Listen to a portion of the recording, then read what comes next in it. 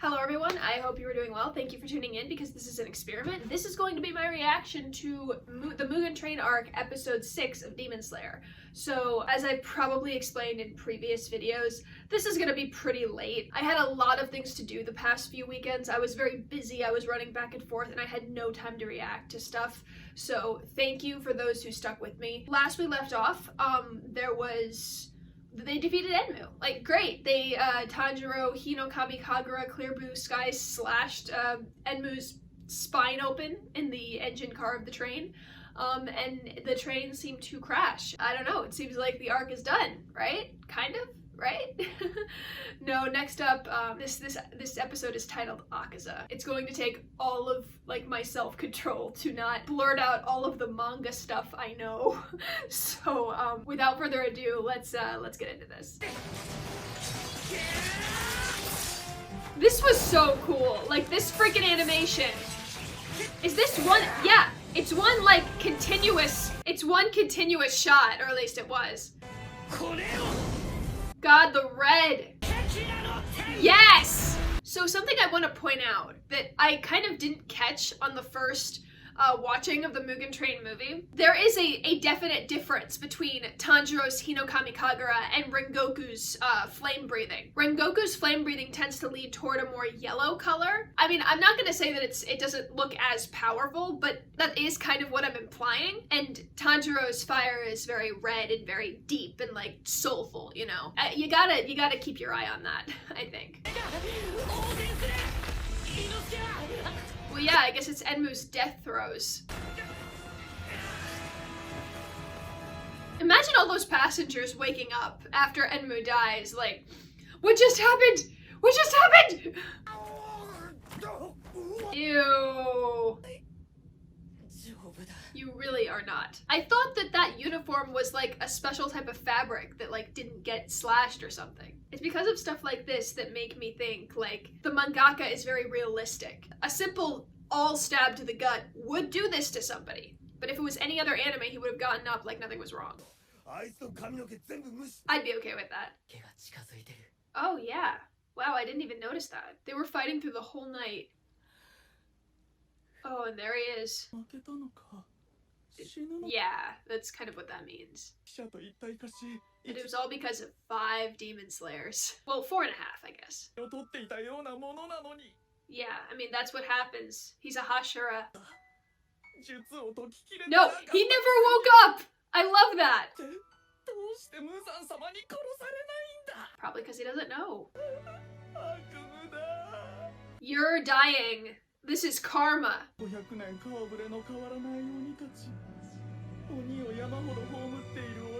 Yeah. Yeah, I knew it. I did recognize the one on the left. Karma! Karma! Bye! Hey.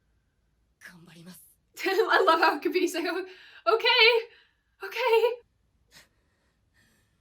Control your entire body. My god, that's so cool. Yeah, don't focus on the blood, focus on me. I really hope so.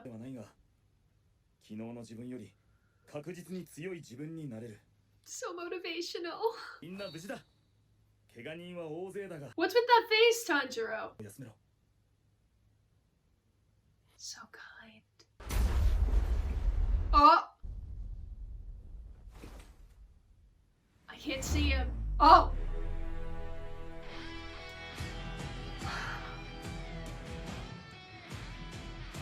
Oh god.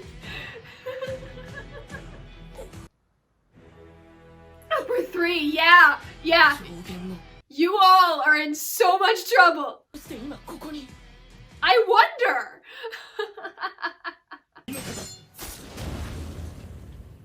Rising scorching sun. Oh my gosh, the battle of the century. The voice. Akaza's voice is so good. I said the same thing about Enmu's voice. This fits perfectly. Same thing in English dub, by the way. That's why you wanted to kill him? I honestly thought that Muzan sent you because Because Enmu was like crying out for help.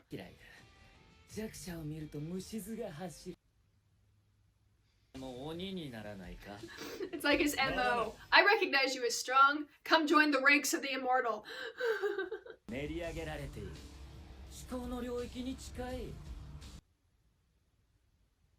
I know things. Because you're not immortal like me. Yeah, that's it. Go get his blood! Go get his blood! Ephemeral. It's one of my favorite words. In danger of speedy disappearance. Yes! It's compass! Oh my god, yes!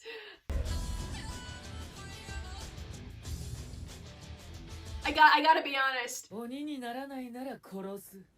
That awesome voice,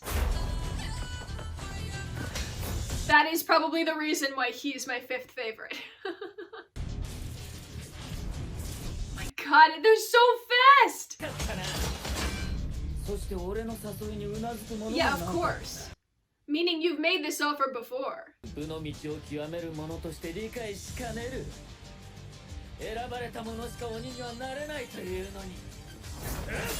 Well, because everybody that you think is chosen, Akaza, has a moral compass to go with it.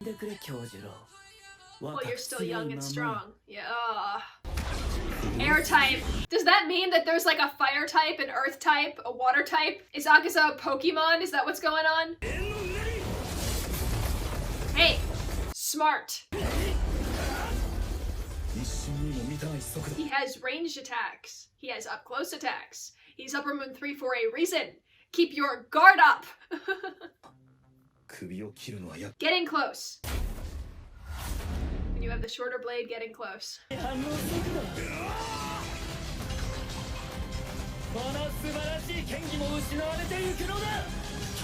What, does it pain you?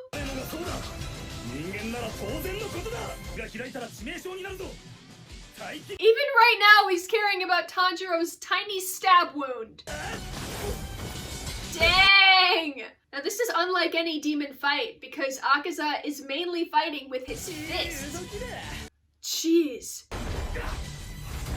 And they're in the forest suddenly. I don't like you. Oh! We get a continuation of Akaza's theme. Or at least.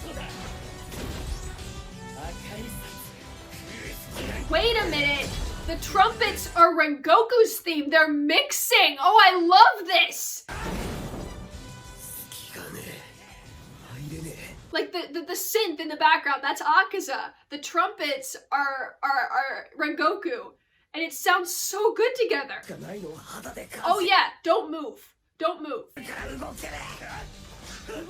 I'd actually like to see a fight between Inosuke and Akaza. They're both very, like, strength-based, physical fighters. Well, you can continue to take it easy on him, you know. Ugh. Just the wind of it. Just the wind of it made a cut. Ugh. That is a rib break. Maybe 3 ribs. Whoa! Annihilation type. Yes! Oh, disorder. God, that looks so pretty. Akaza has gotten how many? He's lost how many arms now? He doesn't care. No. Akaza hasn't stopped smiling. And Akaza doesn't even have a scratch on him. His hands shaking. What did Akaza do? Oh, come on! Rengoku-san! What, is he just gonna turn around and go, Umai! Or something? He's getting up. That's a good thing, right? Final episode. Set your heart ablaze. Alright, so. I'm pretty sure there are those of you that are wondering, like, what the heck is wrong with me? Why Akaza would be on my list and Rengoku isn't. So, first of all, I can't explain that yet, because we have not seen that wasn't the only episode that Akaza shows up in. We'll see him in the next episode. And I think there I'll probably lay to rest why I like Akaza more than Rengoku. But something that helped that along was his theme. The da da da da da da. I loved that. I loved that so much that when I was watching it for the first time, I was watching it with Sam, by the way. I don't know, I'd never heard somebody do that, and I loved that. And I love when specific characters have specific themes, because that means that the animators and the storytellers basically had to go through this character's backstory and their essence and try to make something that best represents them. To me, even though I know it's their job, I feel like they're kind of paying those characters a compliment. So Akaza's theme is integral, and I love it. I love it so much. So I feel like it tells a little bit more. I feel like most music themes in anime or in any TV show, movie, whatever, I feel like they always tell a little bit more than they let on if you know what you're looking for. And me, having read the manga, and knowing a little bit more about Akaza than the anime onlys have, I love the fact that Akaza's theme, first of all, has that cool little vocal, because that already sets him apart from all of the other Demon Slayer music themes as like, fear me, but also admire me. Or Ufotable just pulled out all the stops and went, let's do this cool thing, which, and if that is also the case, then I love that. Anyway, the fact that Akaza's theme and Rengoku's theme mixed. Now me personally, I took that differently than I'm pretty sure a bunch of other anime onlys have. If it was just anime onlys, I'm pretty sure you heard like Rengoku's theme, Akaza's theme clashing, but not clashing. They worked together in a very cool and awesome way. And the thing about that is that if Rengoku had become a demon, Akaza is what he would have turned out to be. In more ways than you know, Rengoku and Akaza are foils of each other. They're even Akaza's personal story, like, is similar and different to Rengoku's. So much so that when those two themes came together, it wasn't just two themes coming together. It was one theme for one character, and that theme could be applied to either Akaza or Rengoku. And I love that. I love accents to the story, like lighting, imagery, symbolism, music especially. Tell more of the story than what you are seeing in the present time. I love that so much. Why is Rengoku not on this list and Akaza is? I will tell you next episode, because I feel like if I say why here, even if I don't spoil the manga, I will spoil the next episode. So I'm not going to do that. I will wait. Let's give a round of applause to Ufotable for animating that fight, because that was one of the coolest fights I had ever seen. I loved it. I love Akaza's compass needle, his air types, the disorder especially, and the flame tiger from Rengoku. All of the flame breathing was freaking beautiful. But Akaza, there's this thing that comes with the total concentration breathing techniques, where it's like the water, the Hinokami Kagura, the flame breathing, the beast breathing, the lightning, the thunder breathing, is that they all seem to follow like the same sort of path, so much so that you can, like, when Rengoku swings his sword, you can kind of predict where the animation is going to come from. But Akaza and his air type and his destructive death technique development and his compass needle is a whole new different style of fighting for the Demon Slayer universe. So it's unpredictable, and it is also a blood demon art that is completely unique to him. And that's how it goes. And that's how it goes with all demons. Like, all demons have a different type of blood demon art. Rui had his threads. Nezuko has her exploding blood, or blood burst, whatever it's called. Enmu had his hands and his tickets and his ropes and his awls and basically his dream magic. And Akaza has his destructive death, as he said in here, is apparently a martial art, like a demon martial art form. And that's oh god, it's so cool. I did want to make just a sort of a nod towards something that I should have realized in the previous episode, but I did not.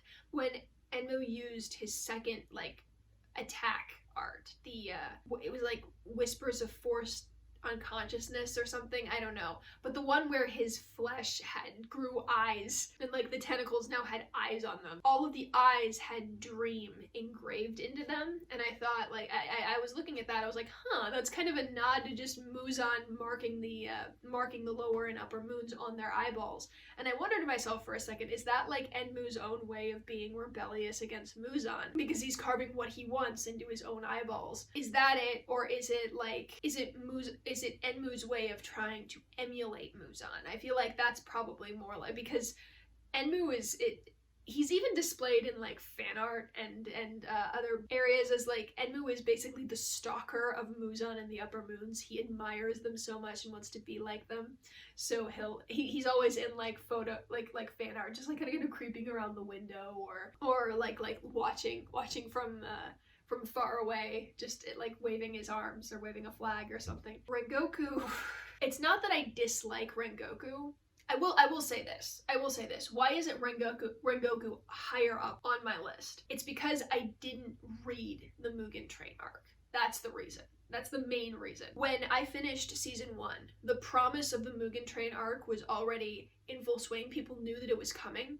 So when I read the manga, I read straight from chapter 70 onward. I was like, I want to experience the Mugen Train arc like a new person. I want to be taken by surprise. But as for the rest of the story, for the entertainment district arc, the secret village arc, like all of that, I wanted to read because it was beautiful and I loved it. So yeah, I mean, I think the reason why Rengoku isn't higher up on that established list is because I did not watch the Mugen Train arc. And so because of that, I did not read the amazing fight between Rengoku and Akaza.